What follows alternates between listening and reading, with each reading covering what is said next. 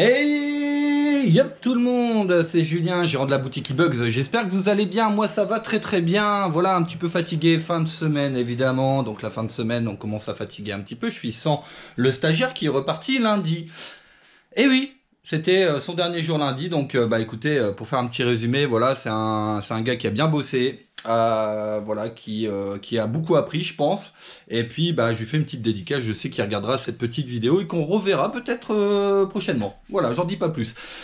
Alors, vous m'avez souvent demandé de faire des suivis d'élevage. Ce que je peux comprendre, alors faut savoir que j'en ne faisais plus parce que je n'en faisais plus parce que tout simplement, avec toutes les espèces que j'ai aujourd'hui, c'est très difficile. Hein. Vous doutez bien que si je fais un suivi d'élevage sur chaque espèce à chaque fois, c'est des vidéos qui vont durer 2h30, 3h. Et alors, je sais que vous, des vidéos de 3 heures, ça vous dérange pas. Mais moi, bon, c'est un peu délicat, faut le comprendre. Donc ce qu'on va faire, on va faire ce qu'on appelle un room tour. Ça veut dire que je vais faire des petites vidéos sur chaque section de l'entreprise du centre d'élevage eBugs. Ok, allez, on y va. Bah, on va commencer par les menthes, comme vous l'avez vu dans le titre. Donc c'est parti. Alors ici, vous avez toute la partie menthe. Voilà, donc c'est nous on fait toutes les choses par on fait les choses par secteur, on va dire. Donc vous avez le secteur menthe ici, vous allez avoir le secteur IUL plus par là, le secteur phasme ici, et puis là on va voir le secteur isopode, et puis derrière vous voyez vous avez tout le secteur ici coléo qu'on va changer, je pense. Je pensais peut-être le coléo plus le mettre, je sais pas. Soit partir sur les menthes plutôt là-bas et là-bas, parce que là-bas on a du coléo aussi, donc c'est un peu délicat. On verra bien. Alors le secteur menthe, le voici, avec le petit t-shirt là, les nouveaux t-shirts eBugs. Voilà, regardez, alors que j'avais pris pour la bourse de Mons, malheureusement, il n'y a pas eu de bourse de Mons. Hein. Bon, c'est dommage, parce que c'est vraiment une bourse que j'adore. Alors comment ça se passe chez eBugs les menthes? Alors c'est très simple. Nous on fait appel, alors soit un fournisseur, soit on fait aussi un petit peu d'élevage. Donc on a fait par exemple de l'élevage de Philocrania. Vous voyez, on a des petites Philocrania ici. On a eu plein de petits jeunes qu'on a donné. Hein, la plupart, on a donné des Philocrania aux clients qui faisaient des grosses commandes. Voilà, on a donné quasiment tout. On devait en avoir une bonne vingtaine. On a tout donné. Voilà, je voulais pas forcément les vendre parce que voilà, c'est des petites L2, enfin L1, L2. Donc je préfère les donner. Et puis ça fait plaisir aux clients. Donc comment on fonctionne? C'est simple, voilà, lorsqu'on a des menthes, on va les mettre dans des petits bacs comme ça, des petites boîtes. Donc ici, vous voyez, quand c'est des couples, c'est des boîtes qui sont directement attachées. Donc là, avec un couple de Silnia humeralis. Hop, donc quand on les reçoit, on met tous dans des petites boîtes. Hein, vous voyez, Gongylus gongylodes. Ici, on a du Homo mantis. Là, on va avoir un petit peu de Créobroteur gemmatus. D'ailleurs, celle-là, elle a mué ici. Voilà, Créobroteur gemmatus. Voilà, donc en fait, on les met dans ces boîtes-là. Alors après, on va faire le tour. Hein, vous inquiétez pas, on va faire le tour d'un peu toutes les menthes. Et vous allez me dire, bah ouais, mais bon, s'ils grandissent. Parce que oui, en effet, ça peut arriver. Parce que nous, si on fait des grosses commandes fournisseurs, par exemple, comme les Gongylus gongylodes, on va les garder assez longtemps avant de tous les vendre. Et donc, ils vont continuer à grandir. Donc, bien évidemment, on les nourrit. Donc, nous, on va les nourrir une fois par semaine. On nourrit toutes les menthes une fois par semaine. Ça marche très, très bien. Pas besoin de les nourrir tous les jours. Hein, parce que moi, je vois des gens qui... des particuliers qui veulent absolument nourrir tous les jours leurs menthes. Non, vous n'avez pas besoin de les nourrir tous les jours. D'ailleurs, c'est pas forcément très très bon de les nourrir trop souvent. Donc nous, ce qu'on fait, c'est qu'on les nourrit une fois par semaine et on adapte la nourriture à la taille, tout ça. Je vais vous montrer après. Et une fois donc, si jamais ils grandissent trop là, vous voyez par exemple les Silnia commencent à bien grandir. Alors le problème qui va se poser, c'est que dans une petite boîte comme ça, vous doutez bien qu'ils vont commencer à rater leur mue si on les laisse dedans. Donc nous, ce qu'on fait, c'est qu'on a 3 sortes de boîtes différentes à chaque fois et on tourne dessus si jamais on a des espèces qui grandissent. Donc on part en tout premier lieu vraiment quand on a des toutes petites sur ce que j'appelle moi des pots à maillot. Voilà, vous voyez avec la petite Philocrania. Ensuite, on a ce format-là, donc qui sera pour les espèces un peu plus grandes. Ensuite, on va passer, donc je l'ai mis là parce que là j'en ai pas, des boîtes comme ça qu'on va mettre à la verticale pour, par exemple, vous voyez les Silnia, je pense que la semaine prochaine, je vais les mettre dans des boîtes comme ça à la verticale. On va bien évidemment mettre au-dessus de la tulle ou du moustiquaire, hein, voilà, et pour qu'elles puissent s'accrocher comme on le fait avec ces boîtes-là. Ensuite, si jamais ils grandissent encore, eh ben on va les mettre dans des boîtes plus grandes, comme celle-ci par exemple, qu'on va pareil mettre à la verticale avec une Parablepharis, là vous voyez, Culia asiatica, très jolie espèce, avec, vous le voyez derrière, un tulle, du tulle pour qu'elle puisse muer sans problème. Voilà comment on fonctionne, et ça fonctionne très très bien comme ça. Parfois, évidemment, on a même dans des boîtes comme ça, on a des espèces qui vont mal muer, et ça arrive partout, hein. On vous dit tout chez eBugs. Et là, on va voir l'hôpital. Alors, l'hôpital, c'est quelque chose qu'on a mis en place justement avec le stagiaire. On l'a mis en place tous les deux. On s'est dit, quand on a des menthes qui muent mal, tout ça, au lieu de les laisser, et puis de les laisser comme ça, vaut mieux peut-être essayer de les sauver, tout simplement. Et donc, on a fait ce qu'on appelle l'hôpital. On n'a pas beaucoup de patients, hein, on en a que 2, je crois. Donc, vous voyez, par exemple, ce genre-là, vous voyez, donc là, elle a mangé, hein, parce que je lui ai mis à manger hier, je les ai nourris hier. Vous voyez, elle a raté sa mue, donc elle a le thorax complètement tordu. La patte ici qui est tordue aussi. Donc on va les laisser dans des grandes boîtes comme ça. Et on va faire en sorte de s'en occuper un peu plus. Et on va, pourquoi pas, les nourrir à la pince. Hier, j'ai testé sans la pince et vous voyez, j'ai donné une Red Runner, elle l'a mangé. Donc pas de problème. Alors, vous allez me dire, ouais, c'est peut-être voué à l'échec parce que lors de la prochaine mue, elle risque de vraiment mourir parce que mue complètement ratée. Effectivement, là, je suis d'accord avec vous, ça se peut effectivement que lors de la prochaine mue, elle rate complètement. Mais il se peut également qu'elle survive et c'est déjà arrivé. Alors là, vous le verrez pas, c'est en haut, mais avec une Créobroter gemmatus qu'on avait mis à l'hôpital. Et on s'en est vraiment occupé. Alors, elle avait complètement raté sa mue et la dernière mue, donc la mue imaginale, elle l'a complètement réussi. Voilà, donc là, les tirées d'affaires, je la vends pas parce que voilà, c'est ma petite chouchou que j'ai mis dans un petit terrain là derrière. Mais voilà, ça a complètement réussi. Donc, écoutez, ça sert quand même à quelque chose. Voilà, et puis c'est vrai qu'ici, on a du mal à les tuer, parce que c'est vrai que parfois, quand il y a des insectes qui ratent leur mue, le mieux à faire, c'est de les tuer parce qu'ils souffrent trop. Bon, nous, on a un peu du mal, mais voilà, sur ce genre de patient, là, ça se passe plutôt bien.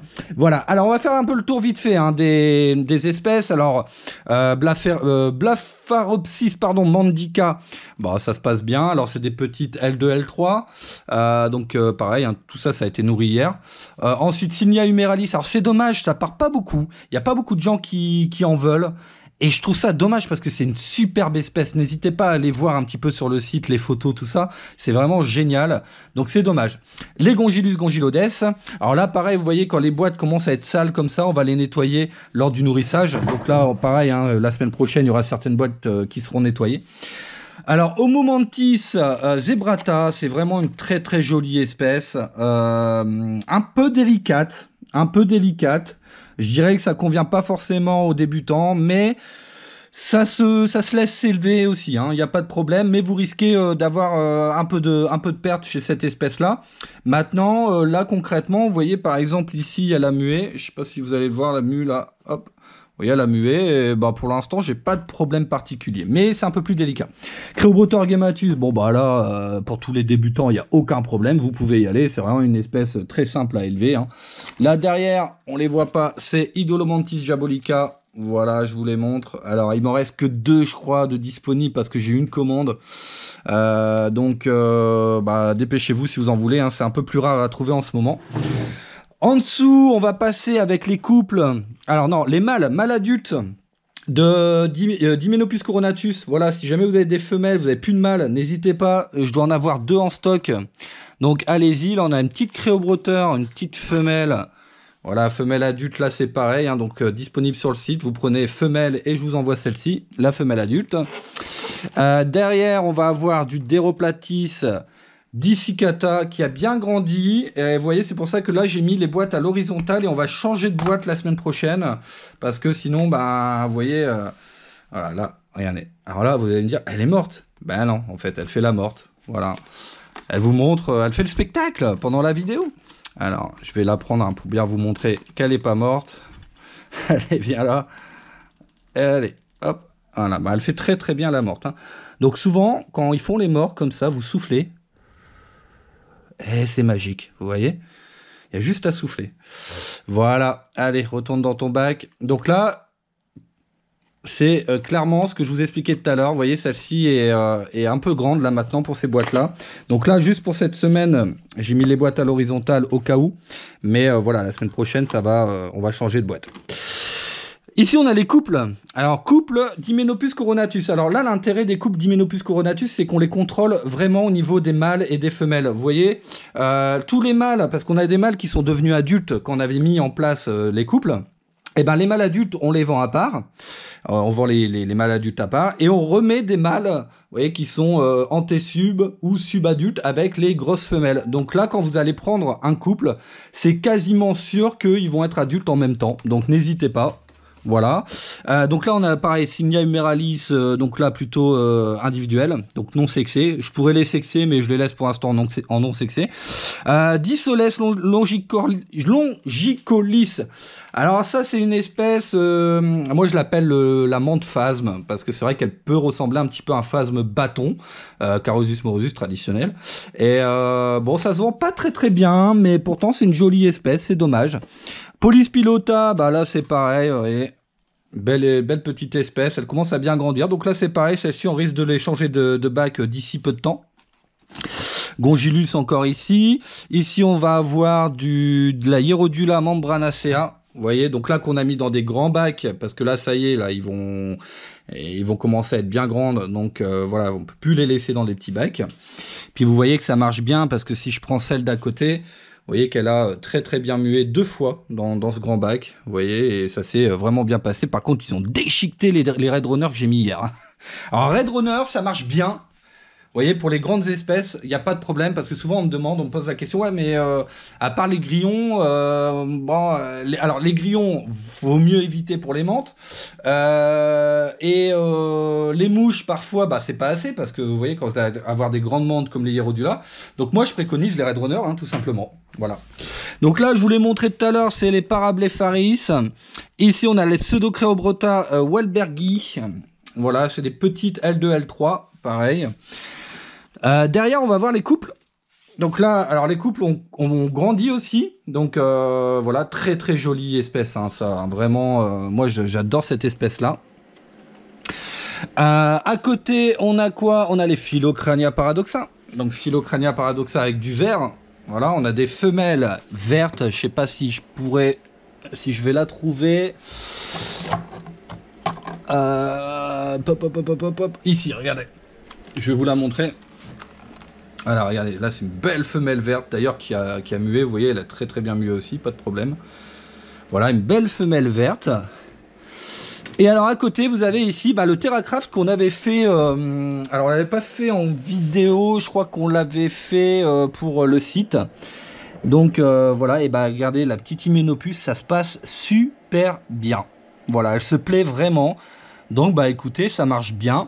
Alors pour vous parler des TerraCraft rapidement, pour ceux qui ne sont pas au courant, vous allez sur le site dans matériel, dans boîte et terrarium et tester le TerraCraft. On en a vendu énormément. En gros, on en a vendu 26. Voilà. En 2 semaines. Un peu plus de 2 semaines. Donc c'est un big succès. C'est un gros succès. Donc, écoutez, on a recommandé. Voilà, donc ça arrive semaine prochaine ou semaine d'après, parce que on est bientôt en rupture de stock. Donc ça marche bien, parce que vous l'avez vu, hein, regardez, c'est un petit terrain très sympa que vous allez pouvoir décorer vous-même. Et alors on a changé sur la prochaine fournée de terrain, on a changé un petit truc, c'est les côtés, parce que le problème des côtés, c'est qu'ils n'étaient pas collés. Donc nous on les a tous recollés pour nos clients. Là la prochaine fois il y aura une petite cornière, donc ça sera encore plus esthétique, ça sera vraiment très sympa. Et on aura une nouvelle taille, et ça je vous le dis en avant-première, on aura du 15, 15, 20, voilà, pour les petits phasmes ou les plus grosses menthes. Voilà, vous pourrez commander cette taille là. Alors vous l'avez peut-être vu, il y a plein de toiles d'araignée derrière. Alors c'est fait exprès, hein. Donc je les laisse, les toiles d'araignée. De toute façon, si vous regardez, alors là j'ai nettoyé il n'y a pas longtemps, mais il y a énormément de toiles d'araignée dans le centre d'élevage. Alors je les laisse pourquoi? Tout simplement pour les drosos. Voilà, tout ce qui est drosos, mouches qui vont s'évader, partir. Et si vous regardez, alors vous n'allez pas le voir, je pense pas, mais il y a plein de drosos dans les toiles d'araignée. Donc ça évite d'avoir plein de drosos dans la pièce d'élevage. C'est naturel, et nous on laisse comme ça. Bien évidemment, de temps en temps, on nettoie un peu quand même, parce que des fois, il y en a un peu trop. Mais c'est bien, c'est un insecticide naturel, on va dire. Alors, on va passer à la nourriture. Alors, qu'est-ce qu'on donne pour les petites menthes et au fur et à mesure? Alors là, on a fait des boîtes de Droso. Nouveau conditionnement, en fait. Hein. Maintenant, ça part comme ça.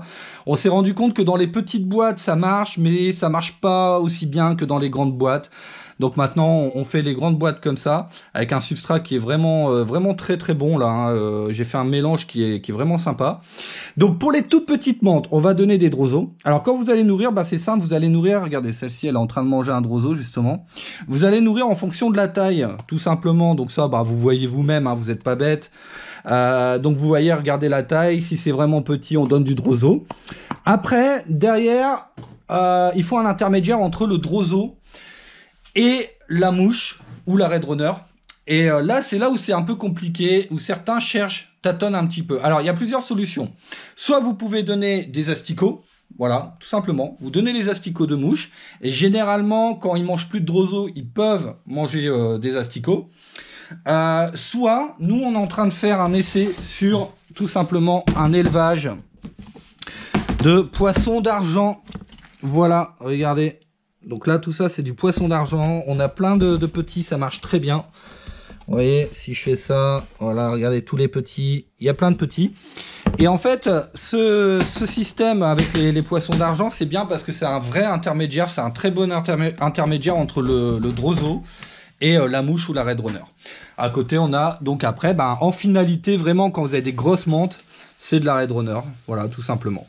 D'accord, qu'on vend bien évidemment sur le site, hein, vous voyez les boîtes ici. Vous pouvez retrouver le lien du site en description.